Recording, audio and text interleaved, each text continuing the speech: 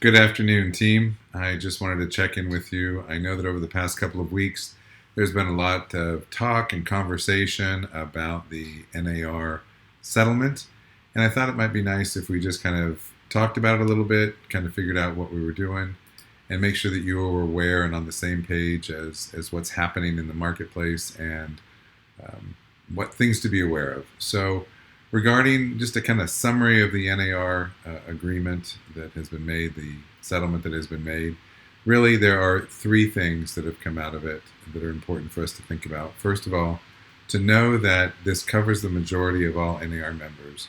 There are some members that do have to sign an agreement.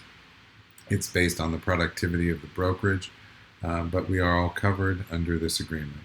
The second piece is that what you've heard is accurate. There will be no compensation identified in MLS. There are lots of things that go with this, lots of opportunities, but we need to be able to talk about what our sellers and buyers have the opportunity to say, do. So while it won't appear in MLS as compensation, a seller can still offer compensation, or a seller can offer concessions. A buyer can negotiate with the seller, and this has always been the case. So it's just understanding a little bit more about the value that we bring in the process, helping our sellers and buyers understand that compensation is done for the value of what the realtor brings, as well as buyer brokerage agreements will be required. So this piece is new to us in Florida. It's not new to other states, to a lot of other states.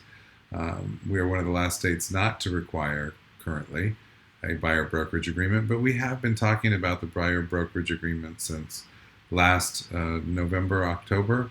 And so I'm hoping that you're becoming more familiar with it, and we'll have many other opportunities where you can become familiar with not only how it works, but how to present it, what to say. NAR is offering opportunities for that. Florida Realtors is offering opportunities for that.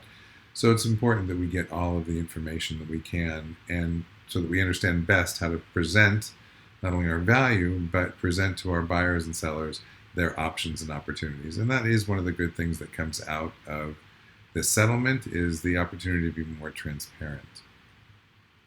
Additionally, if you look at the timeline, there are some things that are going to be going on, and it is going to take a little while.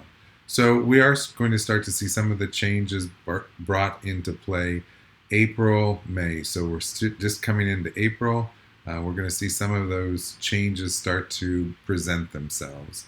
Then as we hit July, the compensation should be out of MLS. We should be using buyer brokerage agreements as a requirement. They are saying mid-July, but as you can see, if we look at when the judge is supposed to approve the settlement, that may not even be until December. So the mid-July date could move just a little bit. We imagine that it will come into play mid-July. So we need to be prepared for that, and that's what we're doing, is trying to help you get prepared for those changes that can come in July. So how does that look? So we've got some upcoming discussions that we're going to be working with. We're going to be looking at tomorrow, April 2nd, Tuesday morning from 10 to noon, in person here at the San Jose office, or join us virtually with the link that you can find at AppFiles or on AppFiles. And then, of course, our business meeting next Tuesday. We're going to continue the discussion to try and get the questions out. Having questions is really important. Having an understanding is really important. We want you to feel comfortable with the information that's out there. You're going to get asked questions. The best preparation that you can do is read, join us in our discussions, present your questions, discuss this with your buyers and your sellers. You can bring it up, because if they don't, and what we're finding is that about 50-50 understand or know of this settlement. So it may come up in a discussion, but sometimes it might be better if you bring it up to squelch any of the misinformation. Please, when you're looking at social media, take it as a grain of salt. There is so much still coming down the pike.